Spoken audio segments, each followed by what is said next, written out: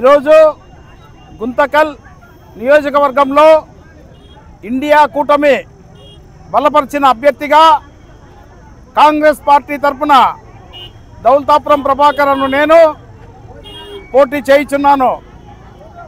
గుంతకల్ నియోజకవర్గంలో ఇప్పటికే గుంతకల్ నియోజకవర్గం చాలా సమస్యలతో కొట్టుమిట్టాడుతుంది.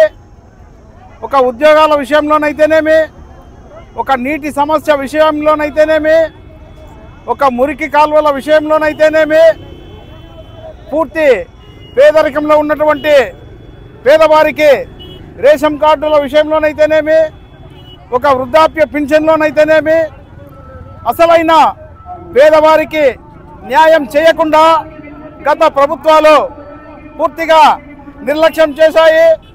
కావున గుంతకల్ నియోజకవర్గంలో ఖచ్చితంగా కాంగ్రెస్ పార్టీ జెండా ఎగరవేస్తామని ఖచ్చితంగా నేను గుంతకల్ ప్రజలకు తెలియజేస్తున్నాను.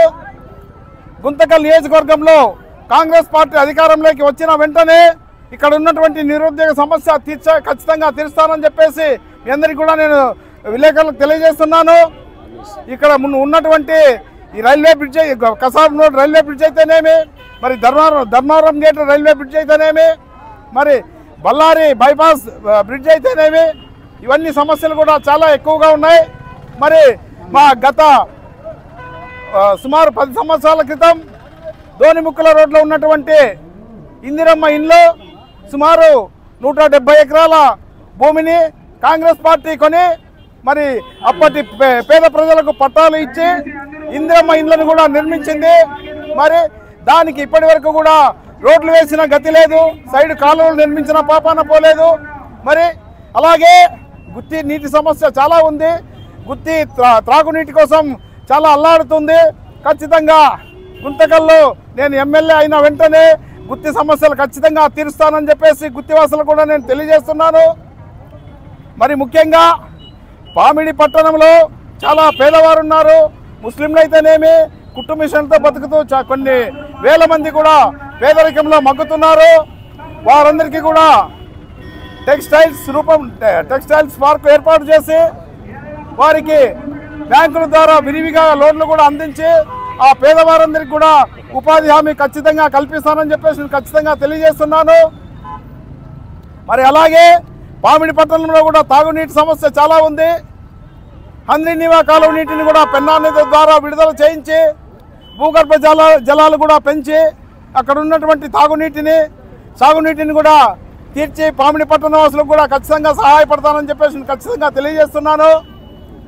మరి గుంతకల్లో సుమారు 30 సంవత్సరాల నుంచి కూడా స్పిన్నింగ్ మిల్లు మూతపడితే ఇప్పటికే అన్ని ప్రభుత్వాలు కూడా పరిపాలన చేసి దానిపైన కన్నెత్తి కూడా చూడడం లేదు.